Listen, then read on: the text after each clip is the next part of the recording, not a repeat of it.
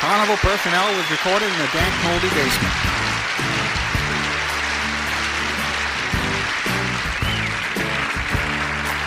Joe and Jacques, it's Carnival Personnel.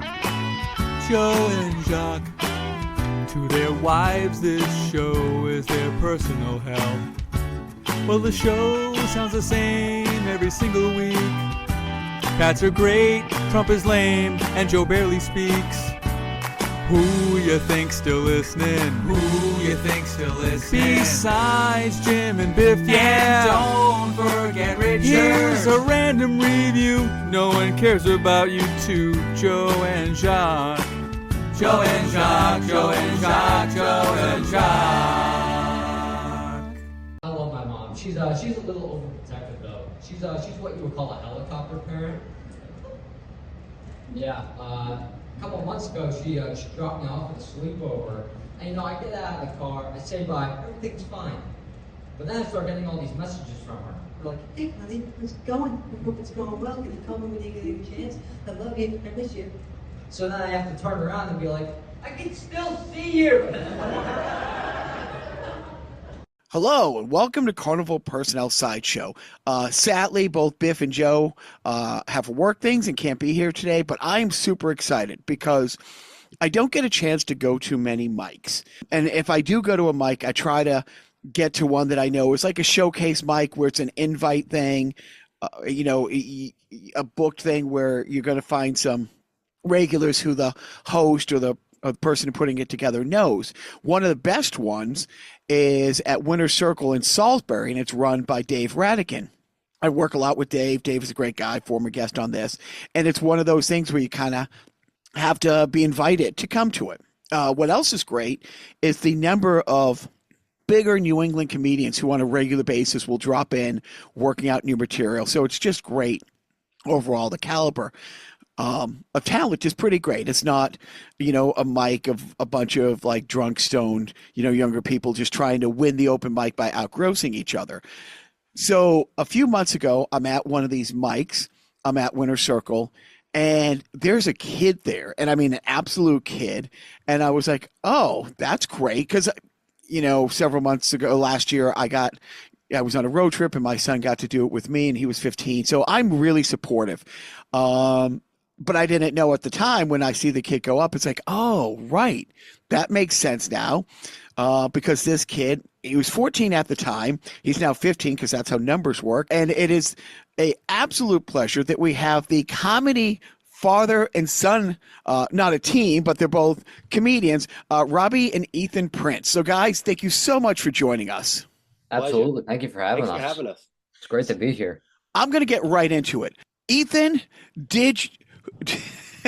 how did it go working out your routine about being at your grandmother's house, going through a stage of discovery? So actually, there's a funny story behind that. So it wasn't my grandmother. I was staying with my great aunt. And I was in a room and I was doing the stage of discovery. And I look over and I don't see a crucifix. I see a sign that says Jesus loves you. And all I'm thinking is, oh, really? Does he love me? Does he love me? So usually conversations with guys who look like me talking to 15-year-olds who look like you come with the phrase, why don't you have a seat right here? Yeah. But yeah, man. It is just awesome that right out of the gate that you are great with talking about this stuff in a room full of strangers, let alone your parents. So Oh my! That's the thing about comedy. You have to talk about what you know, and when you're 15, what do you know? So We'll start with you, Mr. Prince. The most important question I ask of any comic that we have on our podcast who's around my age, and I'm mid-50s, when was the first time you worked for Dick Doherty? When was the first time Dick Doherty fired you? And when was the first time you worked for Dick after he fired you? Well, honestly, I worked for Dick. Wow. I mean, I worked for him pretty early on. I started in '88, and I was gonna say I started working for Dick in like '89, and Dick never fired me. We had a great relationship all the way, pretty much up until the end there. But yeah, we had you know, I didn't work for him much in the later years because I started doing the cruise circuit. So I'm out on the cruise ships all the time. So I don't really even do a lot locally. But yeah, I worked for Dick. I did all the Dick rooms. And for some reason, I don't know why, I can't explain it, but I just never had I never had a problem with him. And I know everybody's got a Dick Doherty story, but I always just did the job, and he always appreciated me, and he always gave me tons of work, and he paid me fair. He was the first guy to bump me up to headliner. Oh, everybody has this is my story that went sideways with Dick, and then here's my 10 stories of why I'm a comic because he gave me so much time. So everybody has that, but so many people, we've had on some just the household names, the New England legends who have said, yeah, XYC happened, we got into it. It was a Thursday, he fired me, or I said, I'm never working for you. Monday, he calls me and says, I need you to be at the Grill 93 on Thursday. But didn't you fire me? That was last. So it's funny because bygones. Like my friend Joe described him as the Steinbrenner of comedy. Yeah, for sure. No, well, do you have any Dick books? You know what? I moved to Los Angeles in the late '90s. And I missed the whole Dick Buck thing. Oh. But I heard about it and I laughed about it. But yeah, I missed I was not here for all the Dick Bucks. It was probably this podcast highlight when not only did he have one, but John Tobin took it off his wall and showed us his framed $3 Dick Buck that Mike Donovan had sent him after the memorial service. And you can bring Ethan up to speed on that. But yeah, everybody has the stories like, yeah, he was XYZ. He might have, this might have gone sideways, but everybody appreciated the fact that he gave more stage time to more comics developing than anybody else. Yeah, like I missed the whole thing. I never had to set up the chairs at the Comedy Vault. That's amazing. So how did you start? Why 1988 do you think you could do this? Well, my brother, I was always a big SNL fan, huge Eddie Murphy fan. Delirious, I could recite Delirious like word for word. I'd walk around my house doing the whole routine. I'd make up like little skits in my room. I was a weirdo. And my brother bought me tickets, and me and him went and saw Eddie Murphy live in the Raw tour. Oh, that's awesome. And, when we're leaving, it was like it was at the Providence Civic Center. So I'm going to guess this is like it's either early 88 or late 87. And Providence Civic Center holds about 13,000 people, whatever.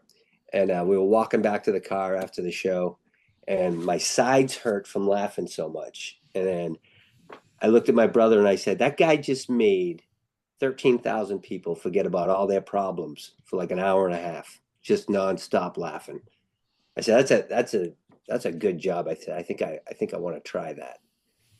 And my brother's like he's my older brother. So he's like a go-getter. And he's like, all right, what are we going to do? And I'm like, I don't know. I have no idea what we're going to do. He's like, well, let's start making phone calls.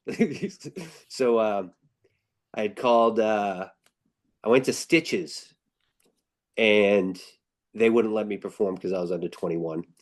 And I was all bummed out. And then I called Nick's, and I was like, hey, I'm under 21. And they're like, I don't care how old you are. And it was like, comedy was so big back then, like the wait line. It was like 4 months. They said, okay, October 3rd. And I was like, oh, okay. And what do I do? They're like, you do 5 minutes. And I go, all right. And so it was like June or May when I called. It was like I had like 3 or 4 months to write 5 minutes of material. And I had no idea, zero, about like what the process was. I was a moron. And so I wrote 5 minutes of material. The week before I was scheduled to go on, I said to my brother, I go, I've never been to a comedy club before. We should probably like go. I just want to see what it's like. So we went to the open mic night, and the guy hosting was Kevin Knox. Wow. And he's up there just crushing like he always does. He's just crushing. And then I'm watching and I'm going, I can't do that. And then after he brought a couple of open micers on, I was like, well, I can do that. That is absolutely, yeah. Back then, there was those 5 clubs that were a block apart, and you would have, all of them. You would have the Tony V's and the Gavins doing sets in almost all of them every night. It's amazing. I actually, when I moved out of my house, I moved in right down the street, right around the corner from the Charles Playhouse, like that little area called Bay Village. Yep. So I could walk out of my apartment and walk and do 5 shows and just walk around the block. Right. And then go over to the Comedy Vault through the alley. And yeah, it was Duck Soup. There was Nick's, Comedy Connection, Comedy Vault. And then I'm missing one. Was there Stitches? Or was that? No. What was the one in Faneuil Hall? That was Comedy Connection. They were originally in the Charles Playhouse there. Okay. Downstairs where little Chuck is now? Upstairs. Upstairs. Okay. Wow. It was that small. Comedy Connection was the original Comedy Connection was magical. Like it held like, I don't know, 125 people. It was always like packed, and it was like it was hard to do bad there. That's awesome. Did you have any mentors?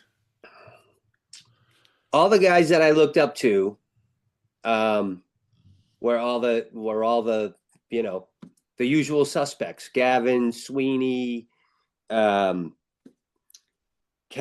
Kevin was amazing, and he was always like super friendly and very helpful. Tony V, I always got good advice from Tony V, Kenny Rogerson. I'm forgetting a bunch of them, but all those guys were I found the comedy community. One of the reasons I stuck with it was because of the community. Like everybody was like super welcoming, I found, and like guys would like help each other out. Like we'd get together and write together. If you knew an open mic, you'd be like, hey, I'll introduce you to this guy. You can do a show here.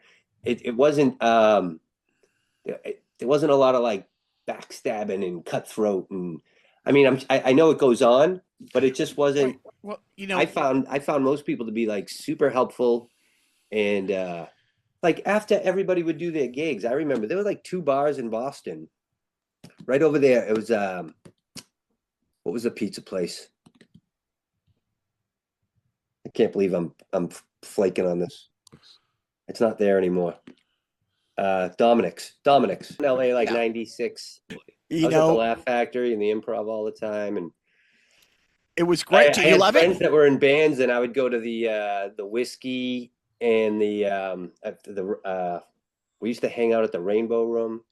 Well, and what's really funny, and sorry, Ethan, you're going to be bored with old men talking for a moment. What people don't understand, I've been bored for a while. how tiny like the Rainbow is, and how tiny the Viper Room's legacy is so much bigger than the actual venue itself. Right. It's like less, like I think capacity is like 80, but they would squeeze like 100 people in there and stuff like that. And the same thing, the cool thing about the Rainbow Room is people like Lemmy from Motorhead. Like that bar was just riddled with legends, all the time. Like you would go in there. No, it was a whack. How long did you last in LA? 4 years. Okay, so you gave it a good run. I lived run. like 2 blocks from the Viper Room. I lived down on Hanover Street. It was a great neighborhood. And were you out there just for comedy? Were you like, this is going to be my thing, or was it acting too? No, I was doing the acting thing. I was doing the whole thing. I was going on auditions all the time, and I had a manager and an age. I had a manager, 3 agents, a lawyer. I had a whole team. Why did you come back? yeah, that it just didn't. Well, my wife hated it out there. That's I get that. I don't know why. We had a great group of friends, and we're having a lot of fun. It was, yeah.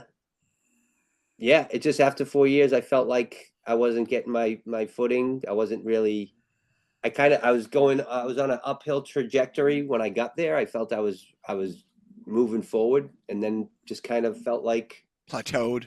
I plateaued. I So wasn't really getting any. I wasn't, landing any of the, the gigs with the acting, and I had done all the acting classes and all the things, and she hated it out there, and I was just like, and I'm there were no gig. I mean, besides doing like the clubs out there, like if you did like a road gig, you'd drive like 5 hours to make like a couple $100, and you'd be like, I'd rather be in Boston where I can drive all over New England and do gigs and make a living and do what I love.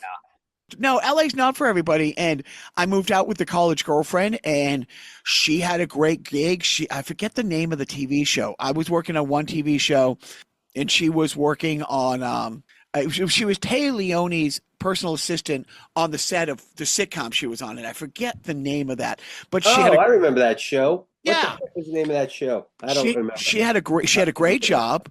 They loved her there. We lived in Pasadena. Everything was great, except she just missed friends and family too much here. Yeah. Me, I was like, I was never going to leave. We ended up coming back, take care of my mother-in-law a few years ago. Boy, did we take care of her. And then just we're getting ready to go back because my wife came out in 2003. She loved it. She never wanted to leave. And, Right. that will always be home, but it's not right for everybody. And yeah, it's so tough. So you come back after 4 years. Do you hit the ground running? Are you like, because you were in LA? Well, you know what? I came back, and I was kind of like in the mindset of, all right, I failed. It didn't work. What am I going to do now?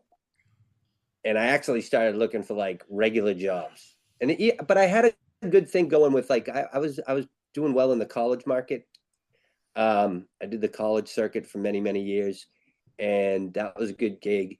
But I was like, I felt like the LA thing was a fail, and that, maybe I should just focus on another career that has like benefits and all that kind of crap. And then I did a couple of job interviews, and some guy called me up and offered me the job, and I just went, yeah, I can't do it. I can't do it.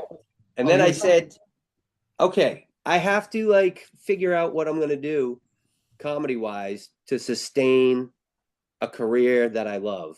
And then I just started making the phone calls. I called a couple of people to get their advice. Tony V was one of them.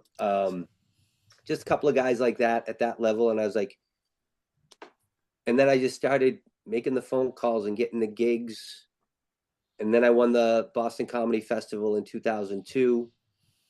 And then in 2003, when I went back and did a spot there, the woman that books all of the roles. Wait, which year did you win this? 2002. So it's the second year. And okay. Third year. Third year, because I know this is the So 25th then, year. Dizzy, then me. Oh, wow. Okay. And then, so then the next year in 2003, when they were tallying up the scores, they had me come on and do a 10-minute spot while they were, tallying up the score. And the woman who booked all the Royal Caribbean was one of the judges that year. And Wow. Just came up to me after the show, and she said, "Hey, do you want to do cruise ships?" And I was like, "Yeah, I'll give it a try. I've never done it before." I said, I don't want to do like a lot. At the time, like things were really starting to pick up. I had tons of club work. I was doing lots of colleges. And so I started doing like 6 to 10 ships a year. And then then I got older, and the colleges just got like, they weren't my thing anymore. Nobody would want, you'd go on at colleges and they just look at you like, who is this old guy? Like, I don't want to hear about your kids, dude. And yeah, a 30-year-old guy to a 19-year-old, you might as well be like 70. Yeah. And I was like, so I stopped doing colleges in like 2010 was like my last really big year. And then I kind of just I had a really good mix of like ships, colleges, clubs, and then I transitioned to ships and clubs, and then it was pretty much I would say for the last 6-7 years it's been primarily ships. So when And is I work locally. Like tonight, me and Ethan are doing giggles. well, I was going to say, when's the first time you did giggles? Oh, like 89. 89. Oh, really? Oh, that soon, huh? Okay. So you weren't 15. No, I was 20 when I started. I had just turned 20 when I started. Yeah. So how many shows do you think you did, mics and shows, before you did your first giggles? Oof, man, this is 100, like, once a week, couple of them. I did a lot of shows before I was there. I did, but I mean, there was so many open mics. It was like Stitches on Monday, no, Nick's on Monday, Stitches on Sunday, the Comedy Vault. There was so many rooms, and I was trying to go on, every night that I could. I was after I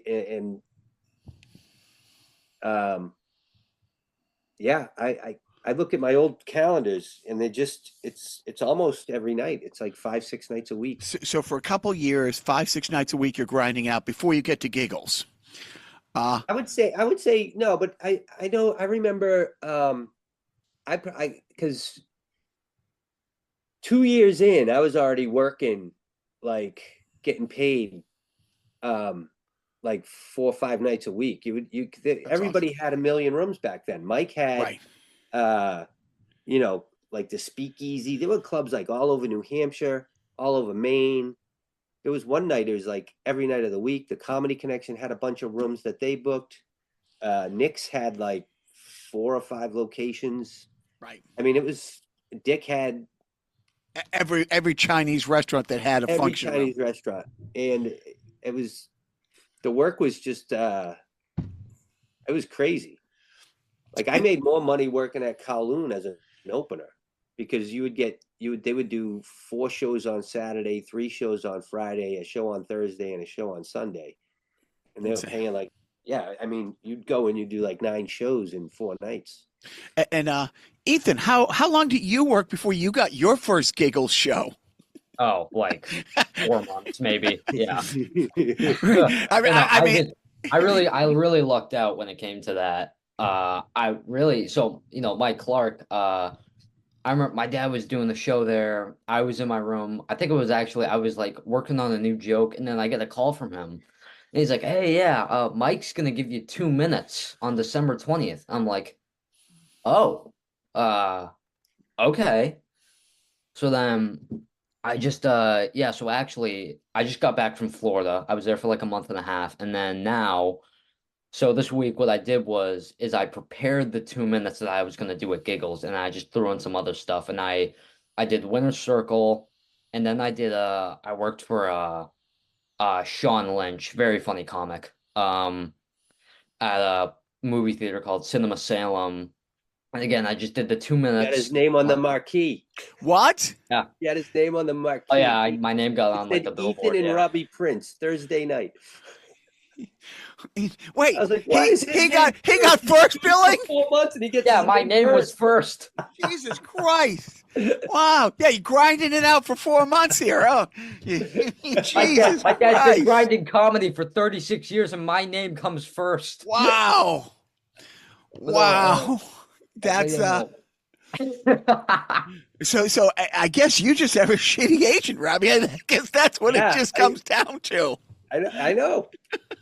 But no, I thought it was great. He got his name. He got his picture on the poster. They were awesome. plugging it all over that was the online. first He was poster like, I ever "Oh my got God, on." it's my first poster."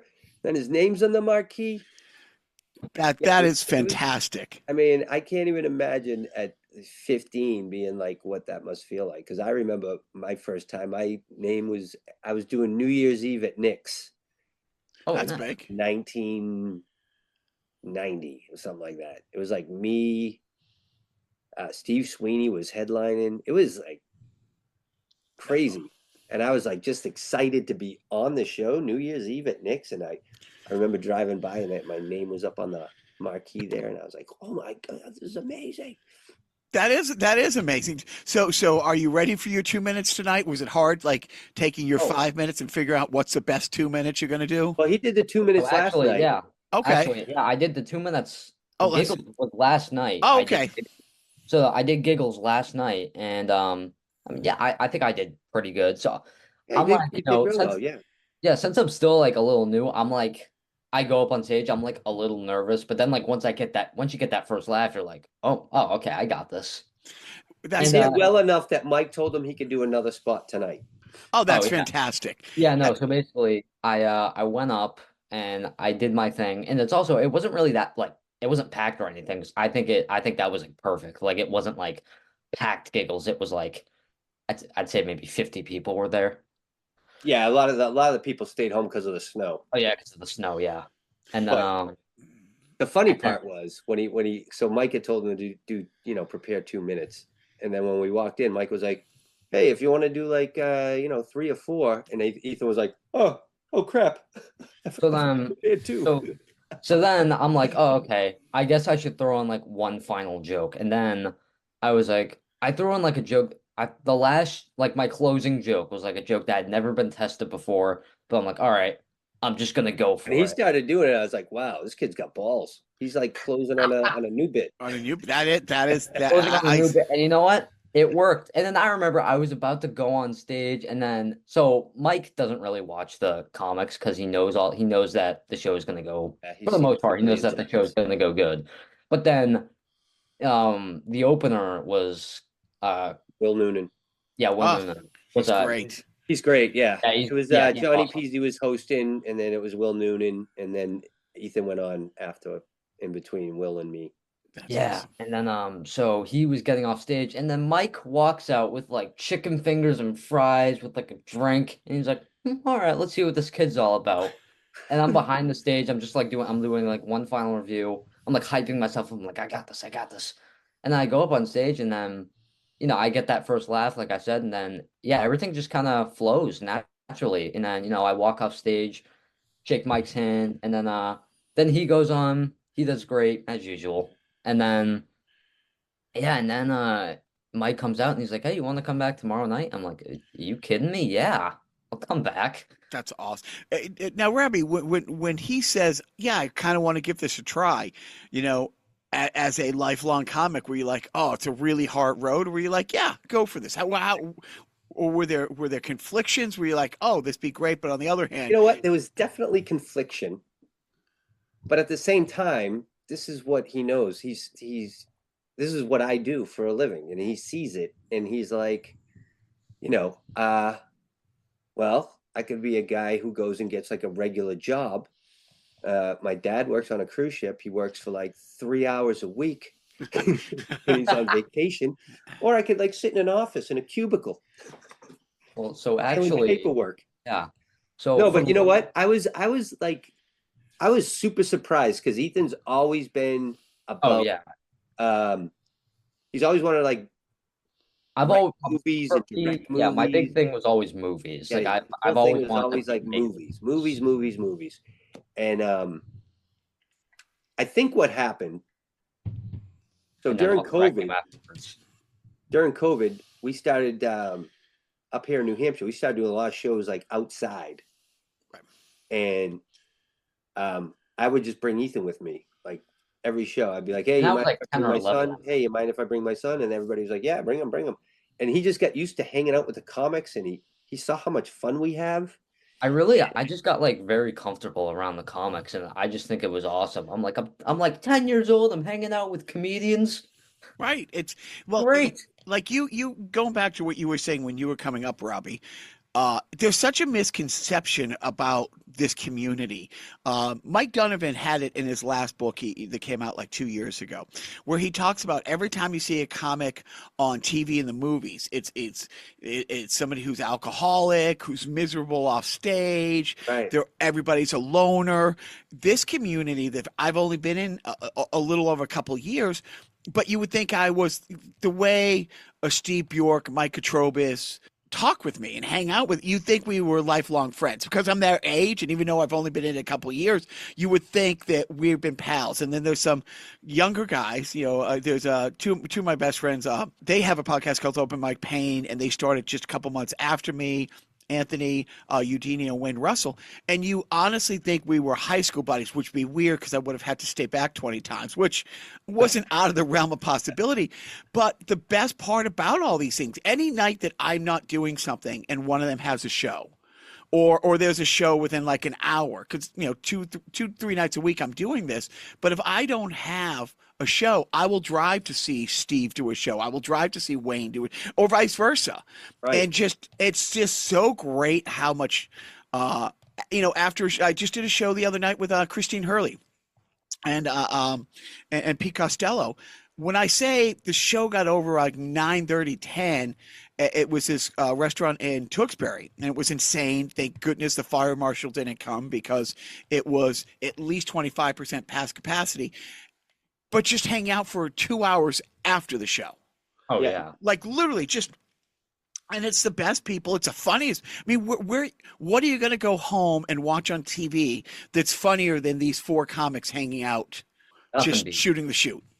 So it's a great world. I had so many nights like that, especially I remember when I started, we used to go and do shows. People would meet at the Dominic's or wherever. We'd hang out and play darts and have drinks for hours. And then like Bjork, I hung out with Bjork all the time. We'd be me, Bjork, Todd Parker, Jim Loletta. We'd end up at like Kelly's in Revere, like at 3, 4 in the morning sometimes. I mean, it was right. It's just a blast. We'd have like a blast. We'd go to the pewter pot and have like breakfast at 2, 3 in the morning.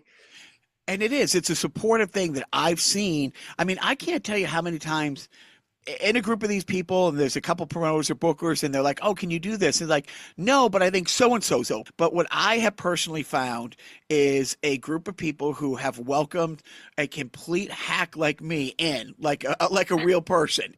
But it is on both coasts. I am so ahead of where I should be at this stage because I have so many people willing to work with me, Yeah, I mean, I was so pleasantly surprised at the response I've gotten, as far as I've never asked, except for the open mics, I've never asked for a spot for Ethan. Like the show that we just did at Cinema Salem, the Cinema Salem.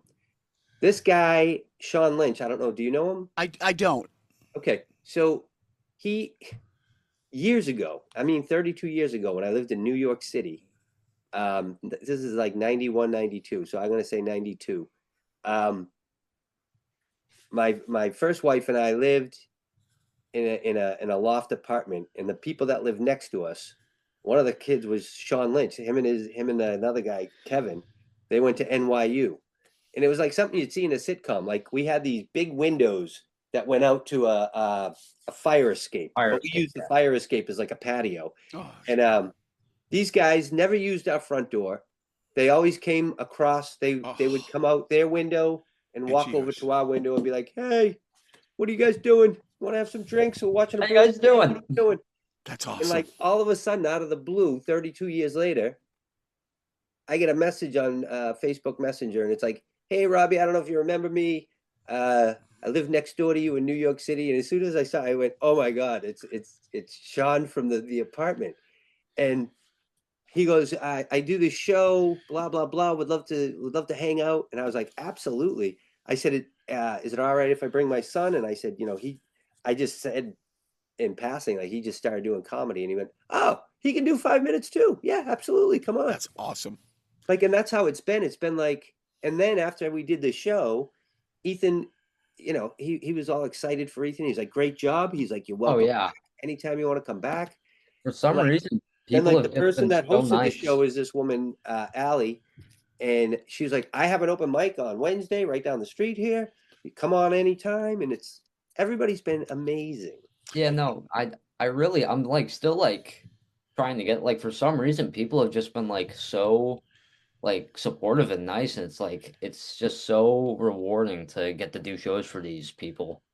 So let's talk about your writing, Ethan. And do you have did you guys write together? Did you when you started crafting your stuff? Tell me how you started putting your first 5 minutes together. So the first 5 minutes, I still get a bunch of help from my dad because I mean, like, if you had a dad who was a comedian and you wanted to do comedy, you'd be the first person you'd talk to. But a lot of the times we don't really have like a writing process per se. It's more of just we'll be like talking and we'll say something funny and we'll be like, oh, that's funny. And we'll do that. And we'll just kind of write it into a joke and then he'll either take it or I'll Anytime take we're it. having a conversation and something comes up that's funny, I go, okay, write that down because you're gonna forget it. Write it down because we can. Oh, Oh yeah. I'm like, And we if I can don't turn write that it down, into I a always joke. forget it.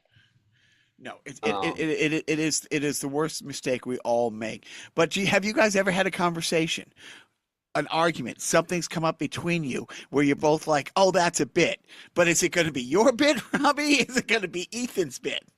uh, Um, I think it's more of like who the joke better, who whose act would it be better? yeah, whose act would it be better for? Because my act's a lot about like me making fun of my generation, me complaining about my parents, my siblings, my family. His act is more about complaining about his kids, his wife, and the airlines. So if we write a joke about like an airplane, I'm sure he would like to take that because it would correspond better to like the airline jokes. If we came up with a joke that was like about like this generation and something about it, I'd probably take it because it better corresponds with my act. And do you mentioned siblings? How many brothers and sisters do you have, Ethan? I have a brother, he's 21, and I have a sister, she's 19. And what did they think of the whole comedy path you're on? My sister has been very supportive. She's like, "That's great." It's so funny. When you're a comedian, people always come up to you and they're like, "Oh, you should write a joke about this." And, on the outside, you have to be like, "Oh, that's a great idea." When in reality, you're like in your head, just like, "That is not a good idea. I can't believe you even thought of that." I'm going to plant a seed between the two Prince boys right here. I was in LA this summer, and Tony hits me up and says, "Hey, I'm in town. I'm doing this thing," and his son Gus does comedy too. Oh, Yep. does he? I didn't know. I mean, Oh, look, I've told this to Tony's face a couple times, and as a father, you're proud. And remember this, Ethan, and this is the true statement. You see this little meme all the time. The only guy in your life who will ever truly be proud of you when you're better than him is your dad. oh Um, yeah.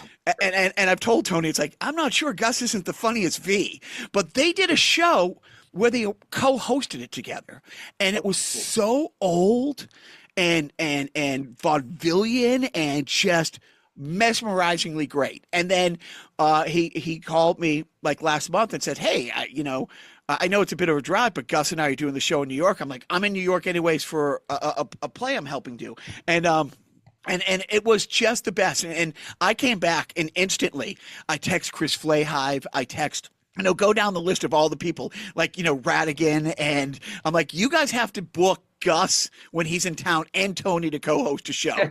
It is Yeah. so ridiculously good how they just work off, each other. Awesome. So that's down the road when you get a little more seasoning. But how are you going to get more seasoning, Ethan? What now? Are you a sophomore, I'm guessing? Freshman. Freshman. Okay. So first of all, are you the coolest kid in your high school? Do people know I you're actually, doing this? I do online school now. So the answer is yes. Prom's going to be really Yeah, weird. I'm the coolest. I'm the coolest high schooler in the house. No, that is we've homes because we traveled a lot for a couple of my wife's jobs, and we've done those bouts of it, and they would love to do it again. Like I think if anything. But okay, so your group of friends, what do your peers think about what you're doing? So so my family, they've all been, of course, they've been very supportive, very lovely. Um, but I mean, my dad will tell you, he'll be like, when he said he wanted to do comedy, his family was like, what? What's wrong with you? But my family's like, oh my God, that's great. But I think that's only because I'm 15. So to them, they're like, oh, he's 15. This is just like some like thing he's gonna do. and like he'll probably just Right. like They get can a see real it as job. like a cute little A hobby. phase. A cute little hobby. But like if I guaranteed if I was like 20 years old and I said I wanted to do comedy, they'd be like, never speak to me again. What is wrong with you? But do your friends and stuff outside of the house? Yeah, like what did Caden say when you told him you were going to do comedy? Oh my God, he was yeah. So one of my best friends, Caden, two of my best friends, Caden and Nick, they were ecstatic when they found out. They were like, "What? I need to see your act. I need to see it now."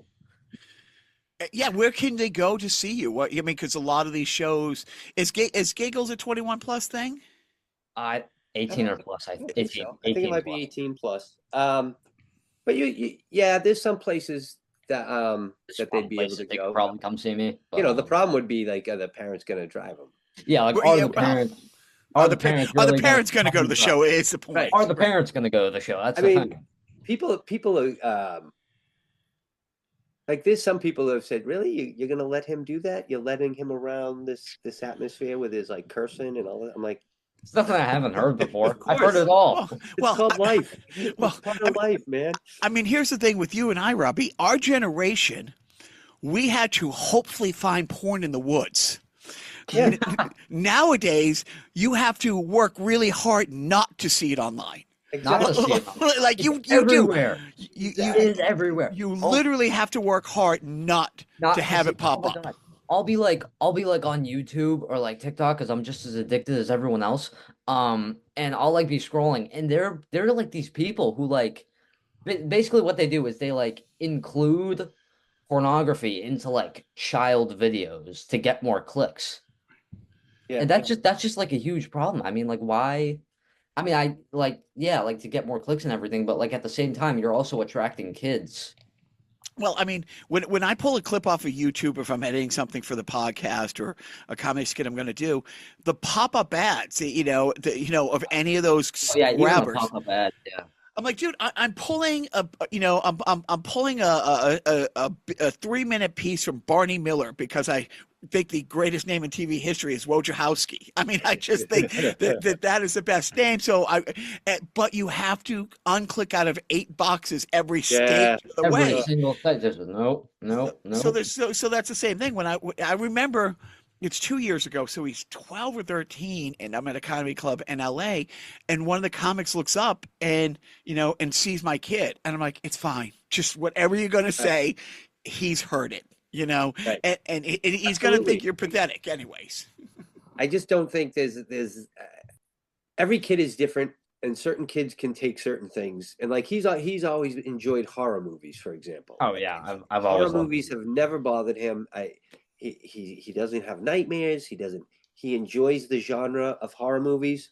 So yeah, we've seen Halloween and Friday the 13th. I mean, he started watching Whatever when and he was Scream, very and young, and all the classics. I just don't have. I was sheltered when I was growing up, and Yeah, it look how that did turned no out. good. Because then, Right. as soon as you're allowed to do it yourself, you overdo it. It's well, the comics that came up, and we won't drive down that rabbit hole, but the comics that you've mentioned that you came up with in that time frame, any of them that are alive, it's just amazing. Like nobody should have got out of that. Like anybody I had a great group of guys that I started with. I started with Todd Parker, Laletta, Joe Rogan, Greg Fitzsimmons. Yep. The list goes on and on. I mean, it was a really good group. Tom Carter started maybe 6 months before me to a year before me. Jackie Flynn, Kevin Flynn, those guys all started like a year. I just saw. before me. I just did a show with Jackie Flynn last week. Him and Bjork. Jackie Flynn was in town. They were like a year or two before me. But it was a really fantastic group of guys to just start doing comedy with. Everybody was so into it. Like I loved that everybody loved it. Well, I mean, that's what people who've been doing it year long talk about. I'm so glad. Like I said, again, I talked about my friends who have an open mic pain. They started by document. They didn't think they'd be where they are now, and we're all hosting different shows for Katrobas on New Year's Eve. 2 years in, we shouldn't be hosting 300 seaters, but we are. Right. But that's because we all every single day we're always either writing something together. We, text saying, "Can I throw this out?" They have podcasts that talks comedy and talks process, and just this whole. But every time you do a show, and Ethan will come to find this, if you're accepting. If somebody pulls your side, like Steve Bjork says, "Hey, this was great. Can I make a suggestion?" If you're like, "I'm all in," Yeah. you're telling him every time, if you're like, "No, I got it." And there's some people who do. And my favorite quote is when Dave Rattigan said, "I'll help anybody. I will mentor anybody anytime. I'm happy to help. I'm also happy if you don't take it, because then I don't have to help you down the road either." Right. Yeah, exactly. So speaking about helping down the road, so as a cruise ship comic, Robbie, you got to have 2 30-minute clean sets. 2 45 minutes. 2 45-minute clean sets. Okay. So And it I mean, depends on the ship, because a lot of the ships have comedy clubs now, so you're more free to be. You can do your club. You just be normal. and do you have advice with Ethan? It's like, "Hey, do your own thing now, but you might want to have 10 clean over the next couple years I for." think it's always good to. The best thing to do is just be you. Be who you want to be on stage. It is always good to have 10 clean, Right. because I think if you're just dirty for the sake of being dirty, or You're not going to get you're you're more likely kind to of get booked limiting if your you're- options of who's going to book you. Yeah. And it also depends on how dirty you're going to be. I mean, Right. I don't have a problem with him writing any joke that he wants to write. I just want the joke to be a good joke. It doesn't have to be a Yeah. clean or a dirty joke. It's As just long as it's a funny funny. joke. That is the key. And there are when I say clean, I don't mean, Brian Regan, you don't cuss or anything like that. But Oh, then Brian Regan is awesome. like funnier Brian Regan than is brilliant. most people. I mean, he's one of the funniest comedians right. ever. And he's just that. I mean, you don't have to be dirty to be funny. Well, and so my mom's always like comedy. It wasn't like she just came to a show the other night, my mom and dad and my sister, and it's Christine Hurley. And she is not a PG comic, but she's also not graphically gross. You know what I mean? She says horrible things in the funniest way. Like everything she says Oh, yeah. is a riot. But there's been comics who I'm like, "Oh, I would love my mom to come and see Steve Bjork. That's my sister's favorite comic. Oh, this other person is going to talk bodily fluids in the most graphic, like try to make Specials Victim Unit funny." You know what I mean? Right, And like, I'm not having my 82-year mom sit through that. Well, I have her sit through Christine Hurley 100, and then of course Christine comes out. And because I'm hosting the show, and she's like, "Oh my God, I love Jacques. He is the best." Like, I was just snorting cocaine off his ass in the bathroom. And he says to me, and my mom is just crying. But it wasn't, anything. But that's one of the things where, some of the advice I got when I started from Mike Katrobis, it's like, if you want to host, not will you host, if you like hosting, you'll work a lot more.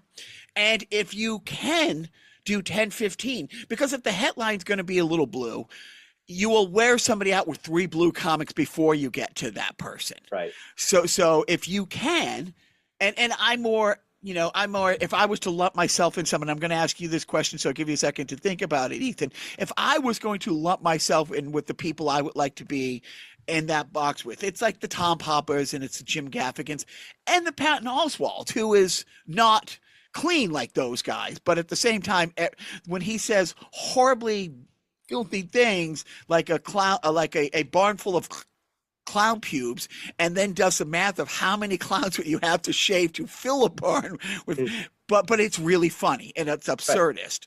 Right. But what about you, Ethan? Like, which box do you? Well, let's take a step back. Who are your 3 favorite comics that everybody would know? Like, what Netflix specials are you like, "Oh, this is great"? Oh, dude, put me on the spot. Okay, I'm gonna have to go Brian Regan. Just because I think Brian Regan really showed everyone that, like, hey, you don't have to be dirty to be funny. Like, look at my act. Like, I'm completely clean and I'm like hilarious. But yeah, so Brian Regan. I think I'm gonna have to go Bill Burr. Yeah, he's great. And then number 3. I think I'm gonna have to go Eddie Murphy. I watched Delirious recently, and I was just dying. Oh my God. He'll tell you. I was like exactly like him. Like he was just saying, like he walked around the house doing like Delirious. I was walking around the house doing like Mr. T and like Ed Norton. All the jokes you can't do nowadays. All the jokes you can't do now. Those are the ones he's been walking around the apartment talking about. You married Bigfoot, Gus. You shaved Bigfoot down. Shaved her down and taught her how to speak. Can't climb a flight of stairs, but I think she climbed the hell out of a tree. My shoe, like I can't tell you how many times like my sister or I will just randomly say my shoe, or just or save me, my shoe. I'm halfway down the steps now. Goody goo goo. I mean, what's your kid in a Googie mobile? And that's why, like, when my sister and I, when we grew up, our dad decided when she was 7, I was 6, he didn't want to be a dad and live with us, so we moved to Buffalo. And he just took off, which was fine. And the best thing is 2 things. A, you don't want somebody in your life who doesn't want to be in your life. 2, right. He collected comedy albums. Wow. Really? So it's like the first comedy album you ever listened to. I hate to say this, and I'm not supposed to say this, but without hesitation from start to finish, I can recite Bill Cosby, Why Is There Air album. Oh, my first comedy album was Bill Cosby himself. That's the first, it was an actual record. Yeah, that's, so this is 1974. How long can you tread water? And all of that stuff, the Lombard Street, and you just go down, but he had Steve Martin's albums, like Steve Martin Brothers. Steve Martin was so good. And Richard Pryor, I had Richard Pryor. Oh my God. Well, but even going, even back further, I mean, people used to, did you, it came out a couple years ago, so I don't think you were watching Miss Maisel when you were 9, Ethan, but did you watch Miss Maisel, Robbie? Oh, yeah. Okay. There was that era where people would just have dinner parties and put on a comedy record. That was the thing. Like you could go to a store and so he had all these albums from like the 50s, people you would have never heard of. Right. So I would just play those and recite those relentlessly. That all I wanted to do was either be a comedian, but more of a comedy writer, right, or Oscar Madison, because I lived for The Odd Couple growing up. I watched, but show, I had no parental supervision growing up. So all I did, right? Well, even more so, Well, go outside, come back when the lights are on. Well, a single mom in the 70s who worked 2 jobs. So I have 4 moms and again, I don't think my sons, they kind of believe me, but they don't believe me. And I don't know if Ethan would believe this. Other adults could hit you, Ethan, and you would. I believe that. And you would get in trouble if one of the neighbors' moms, because I had 4 moms. We lived on this little cul-de-sac, and we were all poor, but we were one big family, which is great because Mike Katrovich just played Santa at our Christmas party a couple weeks ago. We moved to this neighborhood in 1974. There were 10 kids. 8 of those 10 kids were at this Christmas party 50 years later. We still see each other. That's awesome. But if my mom came home from her second job, already tired, and heard that Linda Calandrello next door hit me, then you got the beating because how dare Linda's doing us a favor watching you. Right. Why did you make her hit you? Why did you make her so angry she hit you? And then you would get the real beating. I went to Catholic school. We were allowed to get hit by the nuns and stuff. Exactly. Yeah. It was just, but yeah. So growing up, that's all I wanted to. So I watched sitcoms, and I wanted to live in TV is what I wanted to do. Oh yeah. But everybody would want at some point just to live in TV. So New Year's is coming up. This drops after a couple weeks after New Year's. On your New Year's resolution, Ethan, other than shaving for the first time, what are some of the things you'd like to do this year in comedy? In comedy, I would love to by the end of the year. So I have about, I'd say, if I were to put it all together, I have 10, 12 minutes of material. So I would love to get 15 minutes of good solid material so that I can start opening, I can start getting paid work. I think that'd be great. I think it's a doable goal. I think I can do that.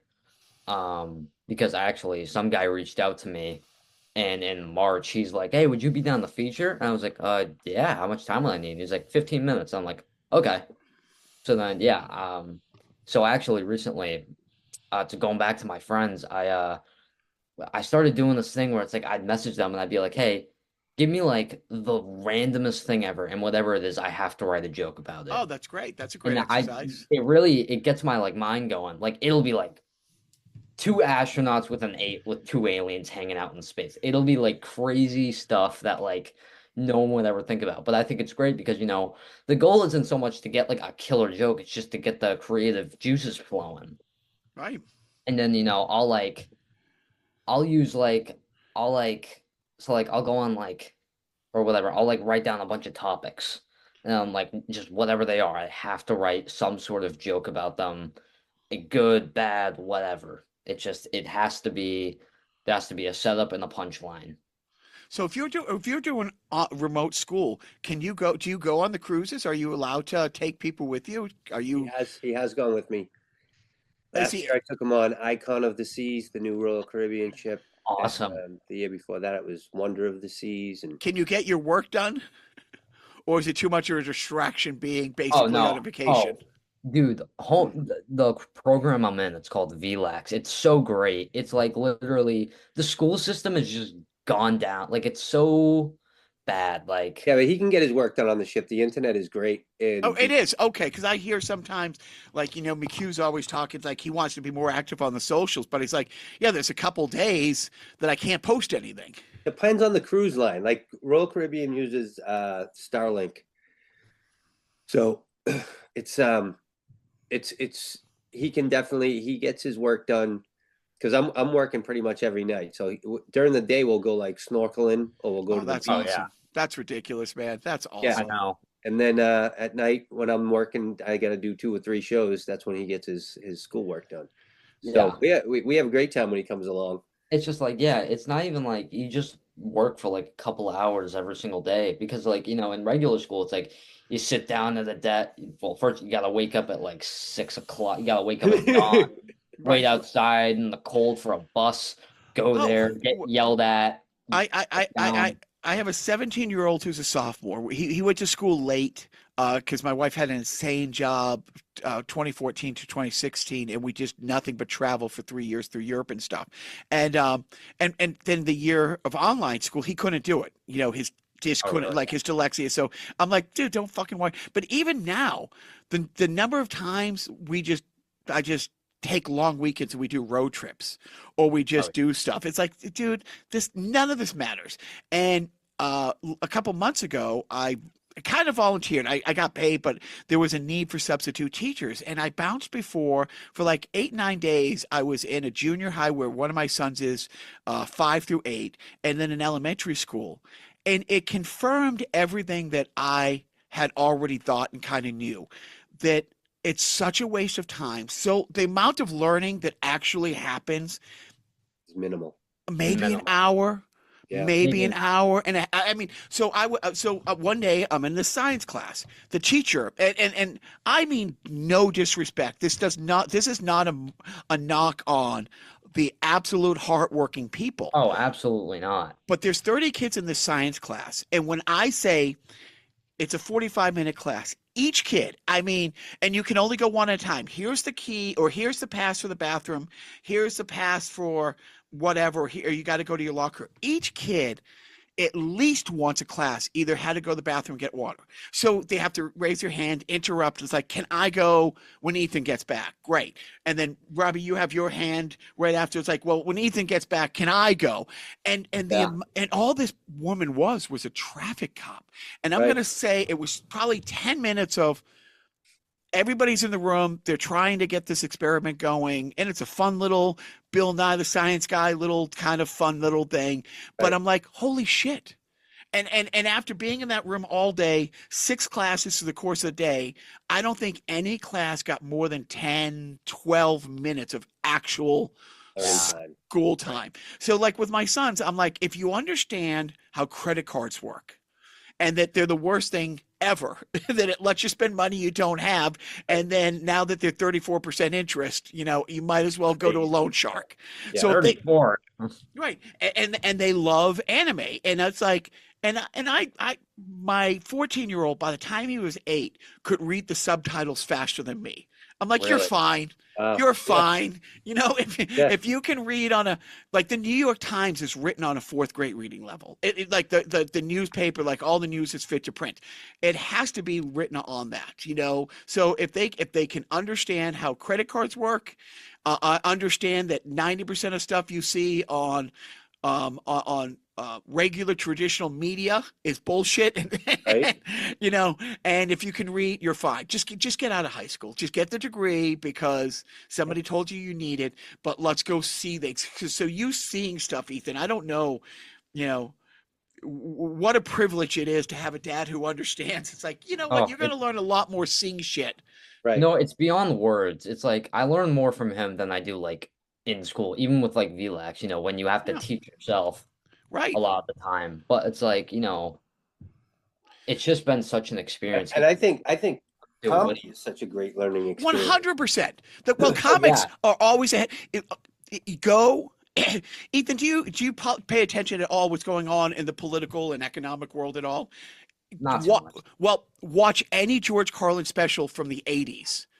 Yeah. It's not dated. I mean, Robbie, am I wrong? Like everything Really everything good going stuff. on now. His stuff in the 80s is like dead on, spot on. To today, it all holds up. He everything politically, socially that's happening now. Like he couldn't have predicted, like, you know, like pronouns, but he understood. Like I'm telling you, comics are always ahead of the curve. Go back and watch. It was on Twitter the other day. I was scrolling through X, whatever they're calling it nowadays. Somebody posted Dan Aykroyd on SNL doing the news about inflation, or he was doing Jimmy Carter on inflation. It's dead on about what is going on today. Right. Like, spot on. Really? That was in the 70s that he did that bit. And it's like, oh my God, you're talking about now. Like you saw the Like you literally predicted the future. Right. Yeah. Well, when Carlin talks about, you know, hey, if we keep letting corporations make all the rules, we're going to have an oligarchy, you know, in the next 20 years. It's like, well, let's see. He said that about 20 years ago, you know, and now it's the other clip that went around last week is 9 years ago. Bill Burr, who's one of my favorite, you know, like I said, like Great. you know, all those guys, but again, super smart stuff. But 9 years ago, he was on Conan, and the day before, the CEO of Nestle's had come out and said he doesn't believe water is a human right, like that you should privatize water. Right. And Bill Burr's like, somebody's got to shoot that motherfucker. You Right? know? He said, "It's like, wait a minute, you want to monopolize the rain, you know?" Yeah, right. And then you fly, and now people are like, "Oh, you know, this Luigi guy might have been a Bill Burr fan." It's like, shut up, you know. you know, but you know, I'm gonna say this is the first of many visits with the two of you guys, because honestly, Ethan, when I saw you several months ago, I thought the bravery, and it's amazing you went up there. I had to ask Dave to make sure who was the one who brought you, because I'm not going to go up and talk to a 14-year-old. Probably know some creep would have been there. Oh, yeah, Who's that creepy guy talking to my kid? Yeah, Get away yeah, from my kid. Yeah, guys who look coming like home with me me, tonight. guys who look like me should not talk to kids who look like you that don't have the same last name.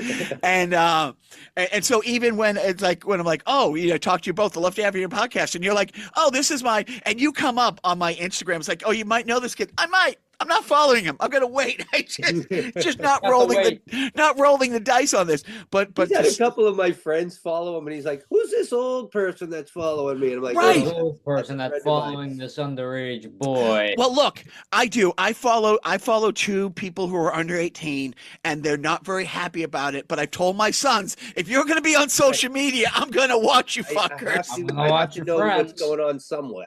You know, so that I those have are to the at only least two. pretend like I'm doing fatherly things. Right, that's To it. You know, act like a father. and my favorite thing is when one of their friends will see something. It's like your father. You know, it's like they all their friends. And I don't know. It's different because Ethan, you're in this, but most other kids, Robbie, this is what I deal with. Every one of every one of my son's friends who's ever walked into our house, wherever we've lived, there's always been a drum set, and like we lived in this small place in LA right at the beach, but it was great. It was in the middle of the living room. And everybody who walks in is like, oh my God, that's the greatest thing. And they're like, yeah, my dad fucking plays the drums. You know, it's like, oh, my dad's a fucking comic. This sucks. You know, where everybody else is like, Oh yeah. my I son. remember Yeah. when I was going to public school, I was sitting next to my friends, and I I was posting up some old clips of him, and then they looked it up, and they just started laughing. I'm like, "What are you laughing at?" And they were like, "We're laughing at your dad." Right. And I'm like, "Well, he is funny looking." And they're like, "No, it's comedy." It's And I'm like, right. oh, Everybody thinks you're cool except your kids. You know what I mean? yeah, Absolutely, 100%. But it's because it's not a job that like everyone any has. parents have. No, I mean, well, it's really funny because my wife has an insane. She's a nanny, but she's nannied for. I'm not getting into it, but a lot of you can't believe the life that we've had because of her nanny. Like one for 3 years, the royal family of Qatar. So we did nothing but travel. If I had to do a movie or I had a project, the boys would fly back with me. So they've driven cross country. They've had a different life than most people, and Yeah, it's sounds fun. amazing. Well, it is, but it was hard for them to kind of make friends, especially the older one, because he was born older anyways. Yeah. You know, and he's super old soul. sweet. Yes, it's like he could talk. He could 2 years ago he would have had a much easier time talking to you than Ethan. Right. You know, a big not maybe not Ethan, but somebody who hasn't traveled. Like, you know what I mean? And seen stuff, and he can tell you, like, you know, that. So the way that you're raising Ethan, there's so many people, and I'm not telling you something who are horrified that your kid doesn't go to a regular school. No regular school. He's not gonna And- have a regular job. and That's even within the family. We Oh, have people 100%. oh, you Oh. should be in regular school. And I'm like, you're what's missing the out on a upside? whole lot. but see, I know a bunch of kids that have graduated from high school in the last 3 or 4 years. And you know what? Yeah. No, my brother and sister live in the town we were born. Now my sister has traveled a lot. Her husband's from Colombia. Her daughters are in late 20s, and they are the smartest, most amazing people I've ever known. But they've traveled a lot because of their dad and their mom, and they're back. My brother, he lives in the town that we were born in. He's going to die there. His kids went from kindergarten all the way through high school. Yep. And that is their life, and they have an awesome life. But it's their life. My kids are why don't we travel more? Like they didn't know anything but constant travel, and then the pandemic hit, and it Oh yeah, and then the pandemic hit. killed them. And so that's why it's like we keep getting notes from school. It's like, he's missed like 15% of the school year. It's like, okay, how are his grades? Oh, his grades are fine, but because the state only gets paid when you show up. Yeah. Because that's how it works. They don't give a fuck what's going on in your world, but the state has to submit their attendance every day, and if your kid isn't there, they don't get the allocation for him being there. So I just called the doctor. I was like, I need a doctor's note for these dates because this opportunity came up to go see this or to do this. His friend was moving back to Brazil. So it's so much more important, right, in a classroom. Well, and having somebody tell you blah blah blah. Well, so you live in New Hampshire, Robbie. Interrupting. And now when you go to school, the public school, they play to like the dumbest kid in the class, so you can only go that fast. Like you're not really learning. It's unbelievable how minimal. Like Ethan does, like what, 2 hours a day? Like 2 to 3 hours. But that's more than you're getting in a traditional school. In school, it's like and he's like, he can take days off. He can travel. He can come with me on a ship. We were just down in Florida for 5 weeks. I can do school in Florida, like that. Do school from anywhere. No, it's the teachers are amazing. Like I have to meet with the teachers once a month. Okay. We meet together, and they're friendly and helpful. All they want to do is help. They're not they're like, anything we can do to help you make this a better experience. Oh Like, yeah. everybody in the system is just like super helpful. He's allowed, starting next year, he's allowed to take College one courses. free college course per semester. Yeah. See that is Stuff like that, ridiculously that's like- amazing. that's Yeah. actual learning. Well, and now and- he's going out and doing comedy. Like, he can spend his day 2 hours Right. a day on school, and then he can spend the day doing things like, he loves writing movies, I love writing movies. Yeah. and like he's got his jokes. I and we write can drive to the all the gig, time. and Huge writer. No, and like when we thought California, we would never leave there. Life throws you curveballs, and we were homeschooling the boys there. And the state of California, the resources that they give you, because they're so supportive of you not coming to school because they're so overburdened, Right. that here's a stipend for keeping your kid at home.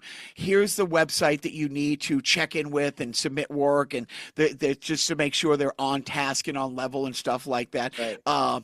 There's these great. We were part of a couple really great homeschool groups where every Wednesday they do a field trip, and all the museums and every place you could think of have homeschool days where we were in these different homeschool groups, and you would do these meetups, and we would be at the Getty Center for like 6 hours walking around the museum with guided how tours cool. and stuff. Right. There was Yeah. all of that stuff there. So every state is different, but because my mom's like, the boys won't be social. It's like, at the time, my like 6, 7-year-old, like oldest one, a stranger is a friend he hasn't met yet.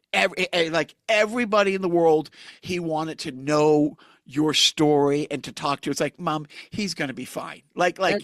He's gonna be fine. It's like when I'm doing online school, is the socializing hard sometimes? Yeah, but like when you're doing comedy, it's like you're literally going up on stage and getting personal with a bunch of people. Right. Like in my opinion, there's nothing more socializing. Like, I'm going up on stage and I'm like complaining about my family. Like, Well, and I've met your family. You fucking complain all you want, Ethan. They suck. yeah, they do suck. I am going to let you guys go because you're fucking back at Giggles, you bastard. Yeah. Yeah. I mean, It's crazy. well, what's crazy is like Robbie, you lived in LA. Comedy in LA is a comedy store. It's a laugh factory. It's the improv. Here, the brass ring is Kowloon's. It is like Prince of Pizza. It is Wicked Funny over at the China Blossom. I mean, those are like the places. And seriously, Mike Clark is. I mean, he's been doing this 50 years, booking shows and running that place. I mean, Giggles opened up July '89. I mean, is there a comic that we've seen And a it's Netflix? just a great place. I mean, he knows everybody. Mike knows comedy very well. Oh yeah, Great Mike's to work awesome. for. He's always, especially like that, with the ships. I don't have a lot of weekends open, so I'll message and be like, oh, these are the, I get my cruise schedule for like the year, and then I'll be like, I message a couple of people, and I always message Mike because I love being at Giggles at least once or twice a year. So I'll ask you, Robbie. It's like right now, are there comics out there that you've seen on the Netflix specials that you're like, oh, this guy's good. Oh, I haven't heard of her, but she's funny. Who is somebody who's doing it now, like a national person that you just found over the last couple of years that you're like, oh, I like what they're doing? I would say the guy that I found over the last couple of years that I think is really funny and very very smart is Matt Rife. Yeah. Oh yeah. I was just scrolling through on TikTok, and I see this guy, and he's just like working the crowd. And then I noticed he was brilliant. He only puts like his crowd work. He only on that. puts crowd work He doesn't up. burn through any of his material or anything. And I was like, that's just why didn't I think of that? It's That's great. But Yeah, I don't think I've even seen his special, but I like watching his little shorts on. Oh, his specials are great. Are they? Yeah, And I don't watch. It's funny because I just don't watch that much comedy anymore. Like, Right. I love seeing Large comedy comedian. live. I don't. I really don't enjoy like watching it on a screen. I love being at the club. I love being at the Well, and event. I love the whole club atmosphere. No, John Mulaney did a residency right after rehab at the Wilbur, where he did. I want to say like 28 shows in 24 days. He's super funny. And my wife loved him, and she went to like 6 or 7 of these. And then like a couple months later, he shot his special out in Springfield, and just so he was working out this new thing. And then when she came home from the taping of the special, I went once, and she and her best friend went like I said 6 or 7 times. And I thought, the irony of seeing somebody do a set about rehab and addiction, and you've seen this guy 6 times in 2 weeks. Maybe there's an intervention in your future. But when she came home and she's like, yeah, the special's not going to be so good. Like the live atmosphere is just better and different. It's electric. It's unmatched. Yeah. And like things happen in a every show. That's why live performance is just so much better, because that show that you saw live, something happened with somebody in the crowd, or something happened that was like spur of the moment, and only if you're there do you get it. You get it. It is. It's something. It's the same with music. It's like, It's like live rock and roll music. Show, whatever. I mean, it's amazing. It's literally it's one of the greatest things ever. If you go see like your favorite band live, I remember like amazing. I was like a huge Bon Jovi fan when I was younger, and seeing them live is just like it's a party. It's a big party because everybody's just. Oh, there's nothing like comedy live, music live, theater live, seeing a play. Yeah, I mean, right. I'm quite sure Wicked the movie's fine. My wife absolutely loved it, but we've seen it like 6, 7 times, and I cry like a baby each time. And I will at the movie, but I can't imagine it's the same as sitting in a theater, just immersed in that world. Right. Type thing. I will let you guys go to Get to Giggles. Again, Ethan, you're kicking ass and you're great. Robbie, thank you so much for Thank you so much for having us. This has been a real pleasure. I've enjoyed every minute of it. No, and apologies, Ethan. I'm not going to follow you, but I hope to see you in more shows. Oh, absolutely. But I will, Robbie. I'll keep in contact with you because what's really great now is my friend. Again, my friends Wayne and Anthony from their podcast, and they should have you on. We host shows now for Mike Katrobas all the time because Mike has so many shows. Yeah, and he's like he told us maybe 6, 7 months ago. It's like, can you guys afford to get gear? Here's what you need to get. And ever since then, it's like any weekend I want to, but I'm busy. I have a nice balance with my boys because, like your son and you, my sons still want to be around Dad, and that window might shut someday. But I'm gonna take it. Enjoy it while it lasts. But so I know I will keep in contact with you, and if Robbie's around and I not might out even with be you at some shows because I just sent Mike my avails. He asked for my avails for. I'm going to be around quite a bit, like January, February.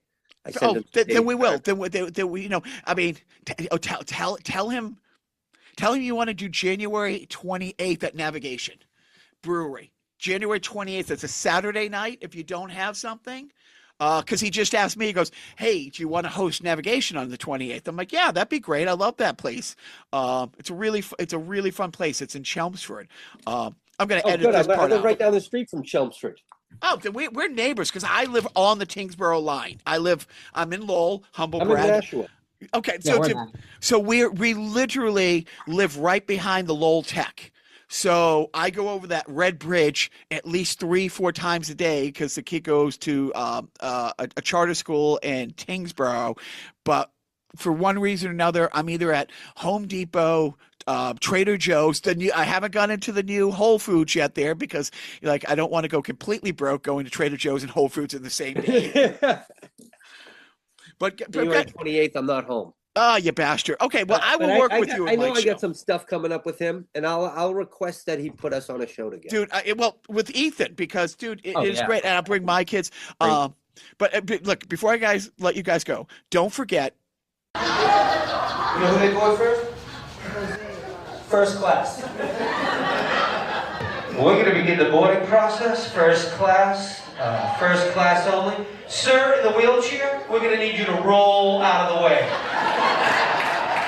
We all enter the airplane, we turn right, and they're all right there.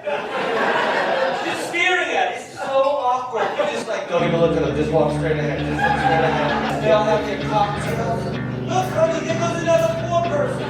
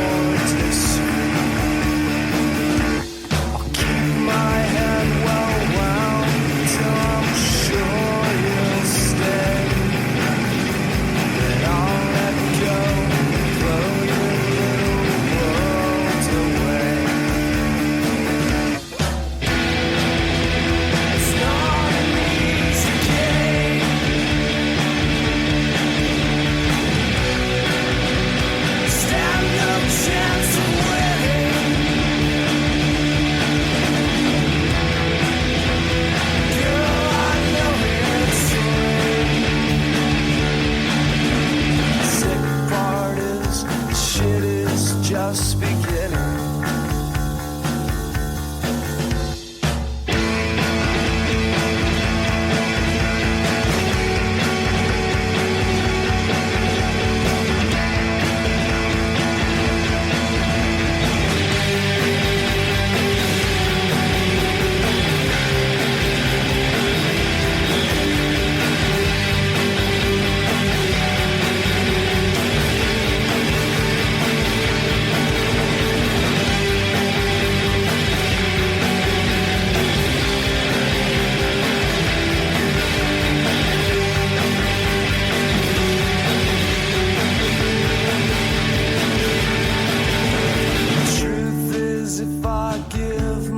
To you, you'll find that everything I gave was better left behind. If it's good, I'll run away. If it's bad, I'll have to quit. Far, far better off if you just rinse and spit.